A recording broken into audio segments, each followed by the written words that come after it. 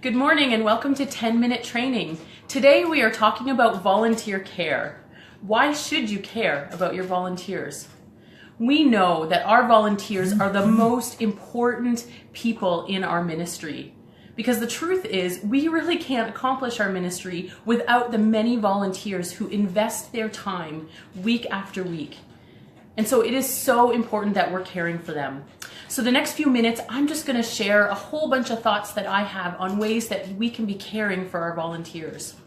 First, make sure that they have a clear vision of the ministry and of what they are volunteering to.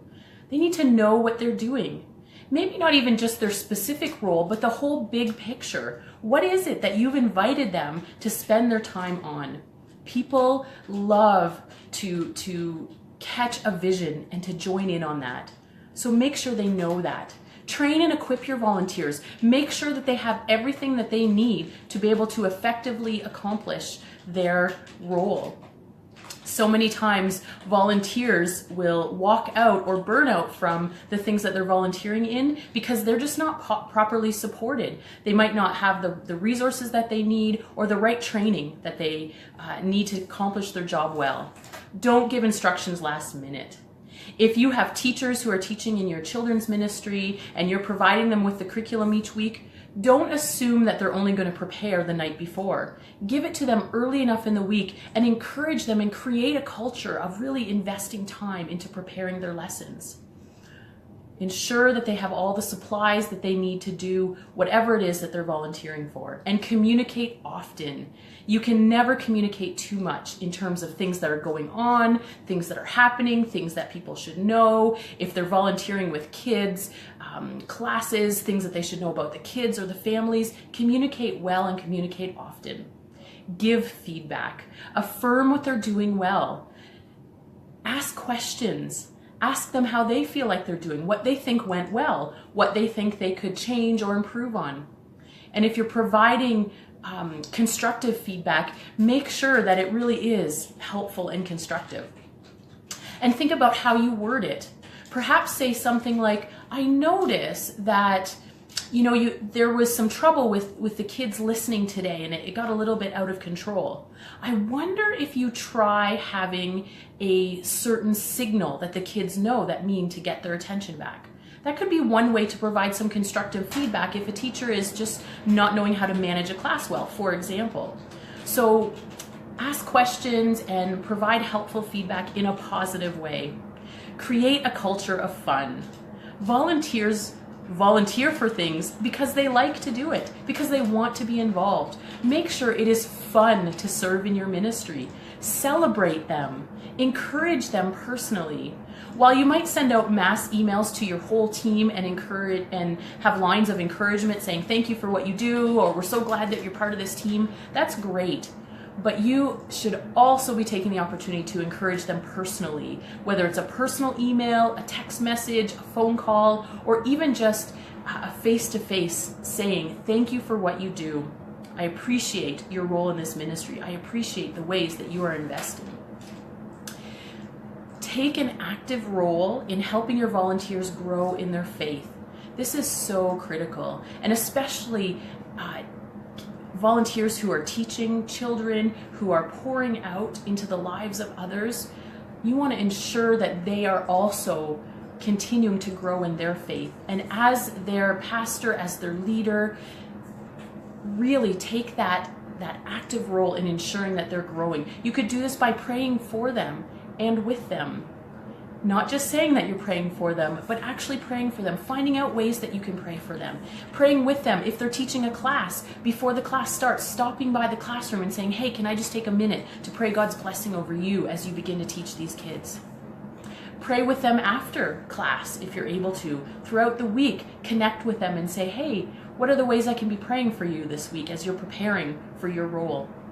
So take that active role. Ask them about what they're learning. Encourage them, perhaps, if they're teaching Sunday school or they're teaching a Bible study or leading in some way, encourage them to allow the scriptures or whatever it is that they're preparing to be their own personal time with God as well. That they use that time to allow God to speak to them through the things that they're preparing to teach to others. Here's another thing. Connect with them before and after the area that they're serving in. So if that's a Sunday school teacher, before the class, if it's a volunteer in your kids programming, your midweek programming, or if they're doing some other aspect of ministry for you, connect with them before they're serving just to see how it's going, that they have everything that they need, and then connect with them after. If it's on a Sunday and Sundays are a bit crazy, I understand how that is, then maybe later in that day, send a message, give a phone call, or maybe the next day or two in the week. Just check back in regularly with your volunteers. Don't assume anything when it comes to volunteers. If you are not connecting regularly with them and hearing back from them, then I'm not sure that you might have a volunteer team that continues with you. Because volunteers want to know that what they're doing matters, that what they're doing is noticed, that it's important, or they might lose the vision for what they're doing, because it is hard work. We ask a lot of our volunteers, and so often I feel like we don't do a good job at really investing in them and celebrating them. So take that time to really connect with them and to know them outside of the ministry that they're doing. I don't know about you, but have you ever served in a way and you kind of felt used, that the person who recruited you just wanted you to do the task that they wanted you to do. They didn't really care about you as a person. That is something important to remember. Care about the volunteers that you have, because they are so vital and critical to our ministries. Are there other ways that you've thought of encouraging your volunteers? Here's a couple of things that I want to say. Here's 3 things that you could do even this week as you think about your volunteers. Thank them. Thank them personally. And not just saying thank you for doing this or that or teaching these kids or that kind of thing, but find a couple of ways that you can list for them the way that they have personally impacted the ministry that they're serving in. Tell them that personally, or send them a note, send them an email, a text, a Facebook message, whatever it might be. But list those ways that they're making a difference. Give them something special. And I don't mean to break your budget in buying gifts for your volunteers all the time, but even just something simple like, again, using the example of a Sunday school teacher, take a picture of that volunteer teaching kids and give it to that volunteer. Maybe even ask some of the kids to say a few words about their teacher and give that to them. That is such a special gift and can go such a long way in caring for that volunteer. And build them up publicly. That's the 3rd way that I encourage you this week to be caring for your volunteers. Build them up publicly. Speak about their value, about what they contribute. You can do this individually. You can talk about your volunteer teams as a whole, but build people up. Strengthen the value of your ministry by building up your volunteer team. And you never know, you might actually inspire others to want to join your team because they see the value of investing in your ministry. Volunteers are so, so important, and it is important that we are caring for them. There are many ways to encourage. And it doesn't have to take a lot of time. It doesn't have to cost a lot of money, but it will have an immense impact on your team. So I encourage you today, after watching this, to think of the ways that you can be caring for your team. Whether it is encouraging them, whether it's giving them feedback, whether it's looking at the ways that you are training and equipping them and supporting them for their ministry. How can you be caring for your teams? How can you be praying for them?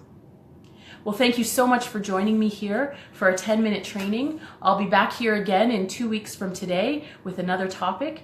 If you want to keep talking about this area of volunteer care, I'd be happy to share more with you and have a conversation about ways that you can better care for your volunteer teams. Send me an email. Check out some links that I'll post in the comments about other resources and things that you can check out for ways that you can be caring for and building up the way that you are caring for your volunteer team.